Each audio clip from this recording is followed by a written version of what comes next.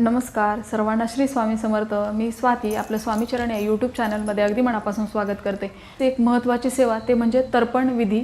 हा आपण स्वतः घरच्या घरी कसा करायचा याबद्दलचीच माहिती मी आज घेऊन आली आहे।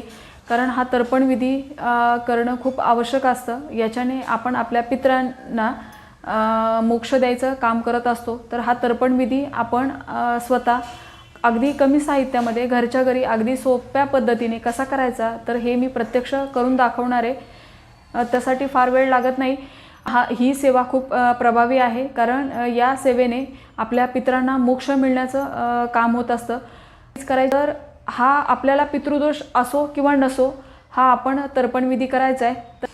आणि हा विधी आपण पुरुषांनी करावा। आता जर त्या दिवशी पुरुषांना करणं शक्य नसेल तर घरातल्या स्त्रीने केला तरी चालेल, पण शक्यतो हा पुरुषांनी केला तर अतिउत्तम। तर आपल्याला हा विधी करताना एक आसन घ्यायचे बसायला। आपण दक्षिणेकडे तोंड करून बसायचे। दक्षिणेकडेच दिव्याची ज्योत होईल अशा पद्धतीने आपल्याला दिवा लावायचा आहे। दिवा तेलाचा किंवा तुपाचा लावावा।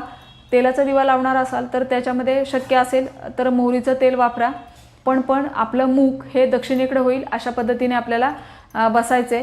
आता व्हिडिओमध्ये पुढे मी दाखवणार आहे त्या वस्तू आपल्याला सर्व एकत्र घ्यायच्यात। शेवटी आपल्याला ही सेवा झाल्यावर पितरांची माफी मागायची आहे की या सेवे करताना जर माझ्याकडून काही चूक झाली असेल तर माफ करा। तर सेवा आपल्या पितरांच्या स्मरणार्थ करतो। आणि स्त्रियांना सासर आणि माहेर दोन्हीकडचा पितृदोष लागत असतो। तर त्याच्यामुळे आपण कुठल्या कुठल्या व्यक्तींची नावं कशी घ्यायचेत हे मी व्हिडिओमध्ये सांगणार आहे। आणि जे व्यक्ती हयात आहेत त्या व्यक्तींच्या नावाचा उल्लेख आपल्याला याच्यामध्ये करायचा नसतो। ही गोष्ट आवर्जून लक्षात घ्या। तर आपल्याला आता साहित्य काय काय लागणार आहे। काळे तीळ लागणार आहेत, नंतर तांदूळ लागणार आहेत, ते अखंड घ्यायचे, तुटलेले फुटलेले नसावे। चंदन पावडर लागणार आहे, दर्भाची काडी लागणार आहे आणि जव लागणार आहेत। तर हे आपल्याला साहित्य घ्यायचं आहे। आता एका भांड्यामध्ये असं एक तांब्याभर आपण पाणी घेतलं, एक चमचा घेतला हे सगळं मिक्स करायला। मग मिक्स केलेलं पाणी आपण त्या गडव्यामध्ये ओतून घेणार आहोत। दिवा लावून घेतलाय आणि दिव्याची ज्योत ही दक्षिणेकडे केली आहे, ही आपण काळजी घ्यायची आहे। पाट घेतलाय। आता आपण जे व्हिडिओमध्ये सामान दाखवलं ते आता सगळं मिक्स करून घेऊ।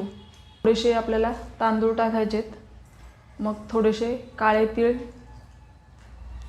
मग जव, चंदन पावडर हे मिक्स करून घ्यायचे। आणि आता हे पाणी आपण गडव्यामध्ये ओतून घ्यायचे।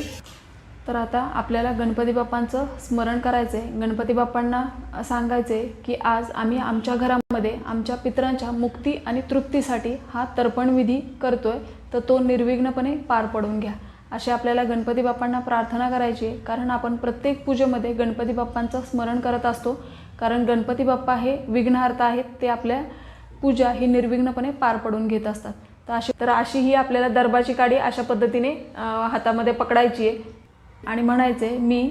आता आपल्याला आपलं स्वतःचं नाव सांगायचं आहे, आपल्याला आपलं गोत्र सांगायचं आहे। जर तुम्हाला गोत्र माहीत नसेल तर कश्यप गोत्र म्हणायचं आणि मी स्वामी समर्थांचा सेवेकरी आज माझ्या पितरांच्या मुक्ती आणि तृप्तीसाठी हा तर्पण विधी करत आहे असं म्हणायचं आहे आपल्याला। आणि आता आपल्या घरातील ज्या मृत व्यक्ती आहेत त्यांचंच नाव आपल्याला या तर्पण विधीमध्ये घ्यायचं असतं। ज्या व्यक्ती हयात आहेत त्यांचं नाव इथं घेतलं जात नाही। आता हा तर्पण विधी माझे मिस्टर करतायत, तर माझे मिस्टर त्यांच्या वडिलांचं नाव घेतील आणि त्यांच्या मुक्ती आणि तृप्तीसाठी मी हे तीळयुक्त जल अर्पण करत आहे। आता विधी कसा करायचा मी दाखवते। हा विधी माझे मिस्टर करतायत, तर मिस्टरांचे वडील हयात नाही आहेत, त्यामुळं आता ते त्यांच्या वडिलांचं नाव घेतील, नंतर त्यांच्या आजोबांचं नाव घेतील आणि नंतर त्यांच्या पणजोबांचं नाव घेतील। असं आपल्याला 3 पिढ्यांपर्यंत हे तर्पण विधी करायचं आहे।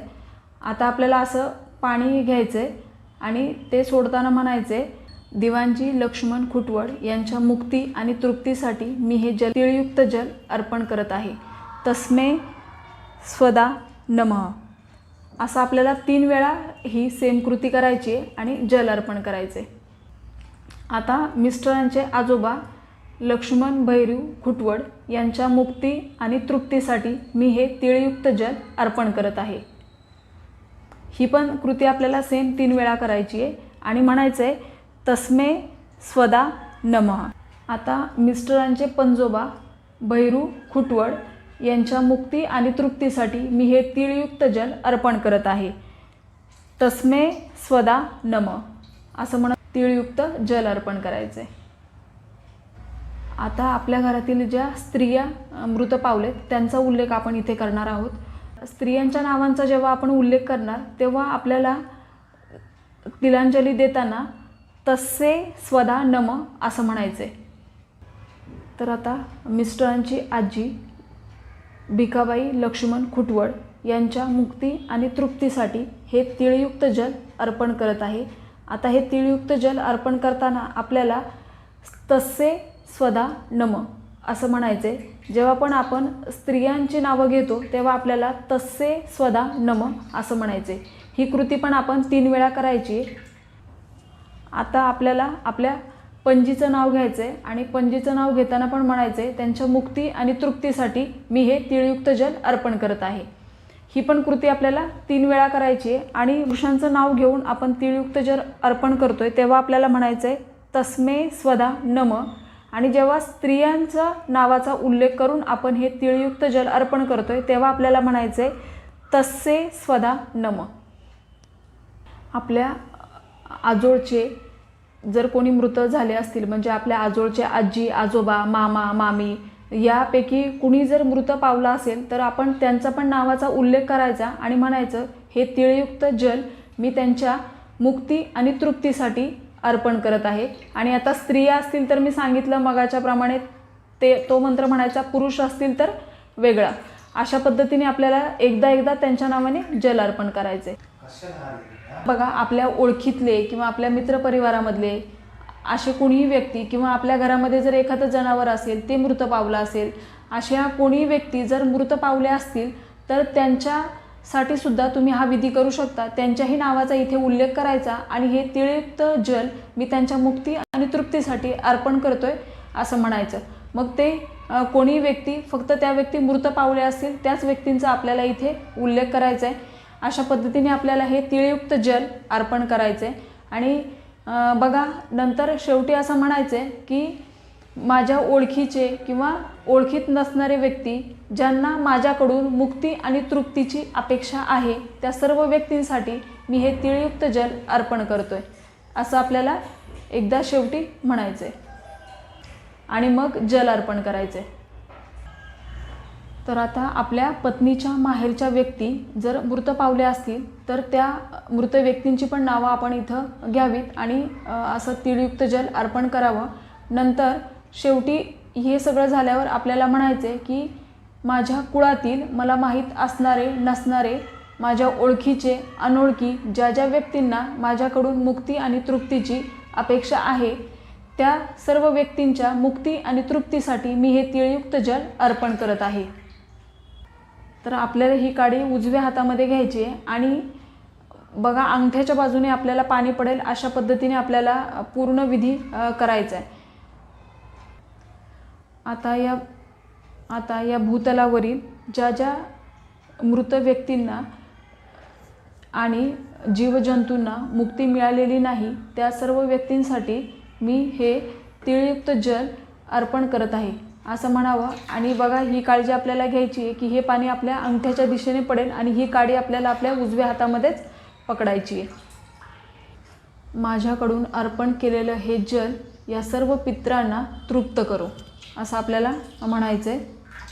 आता जिथे आपण हा तर्पण विधी केला तर तिथे आपल्याला थोडासा काळ्या तिळाचा नैवेद्य दाखवायचा आहे. एका वाटीमध्ये असे तीळ घ्यायचे आणि मग खाली एक सर्कल काढून त्याच्यावर मी ही तिळाची वाटी ठेवली आहे. आता आपल्याला उलट्या दिशेने पाणी फिरवायचं आहे. जसं आपण देवांना नैवेद्य दाखवतो त्याच्या उलट आपल्याला ही क्रिया करायची आहे.